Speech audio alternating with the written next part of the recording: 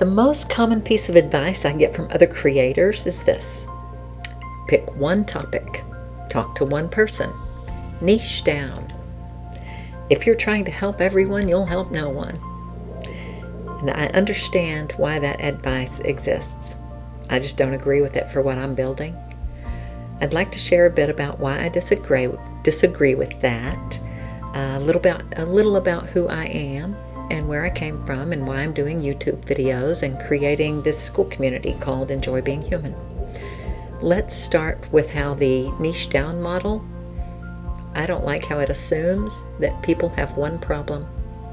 If you're struggling with anxiety, that's it. That's the whole problem. Or if your relationships are hard, that's the only thing going on. So I'm told to pick one thing, find your one person, speak to that one problem.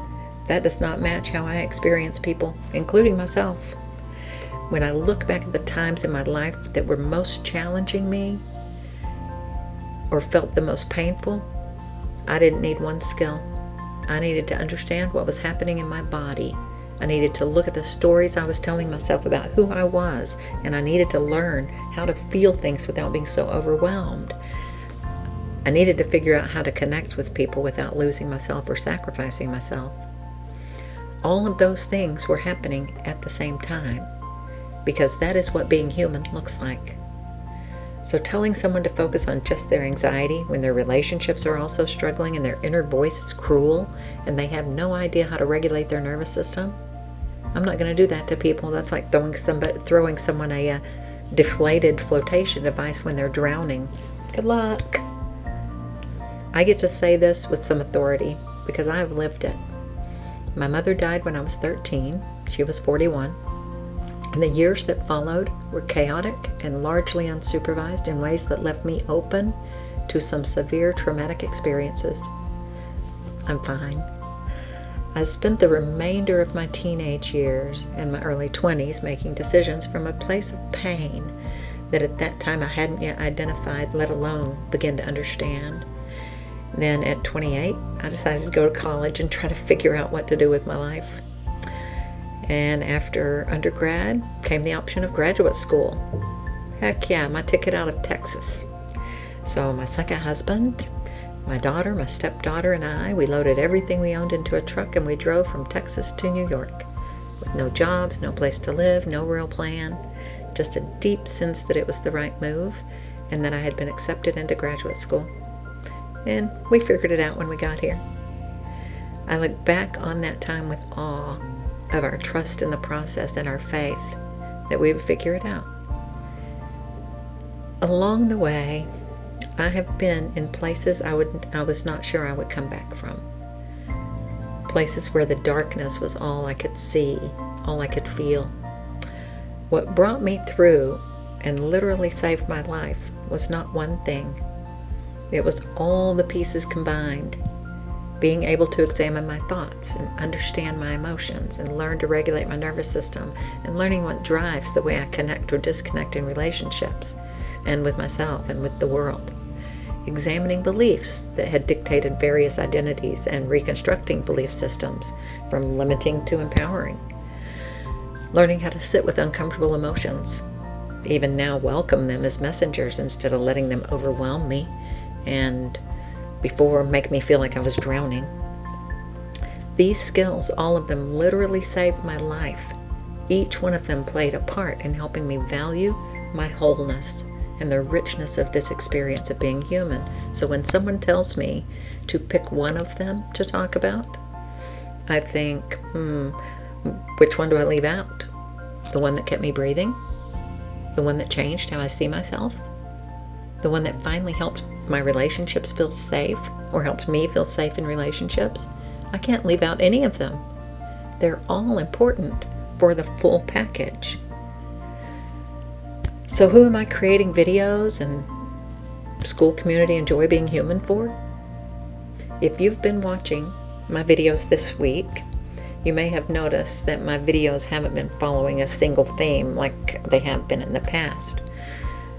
This week we've talked about joy, we've talked about feelings and why we run from them, we talked about thought management and when that even becomes its own trap.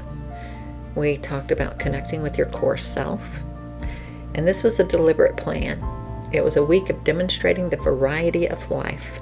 It's been a week of talking about being human. Because I know, without a doubt, on any given week, or really any given day, you might be dealing with uncomfortable emotions in the morning, navigating some sort of connection or disconnection in relationship that afternoon, and by the evening, experiencing stress or joy, relaxation, stagnation. You might be working hard on your mindset while your nervous system is still running these old survival patterns underneath.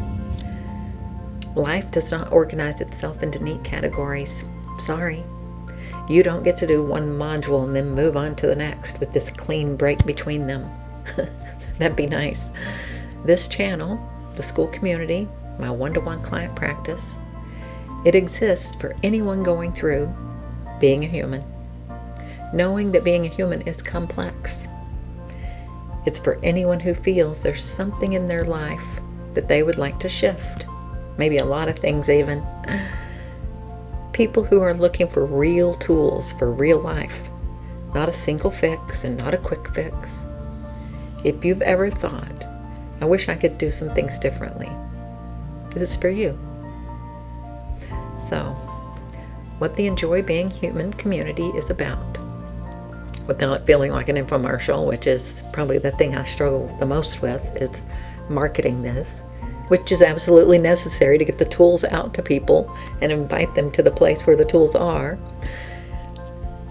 Still learning. I'm practicing my stuff too. The Enjoy Being Human community is built around one premise. You are a human, and being a human is a full, rich experience. The painful parts and the extraordinary parts, the clarity and the confusion, the growth and the grief, all of it.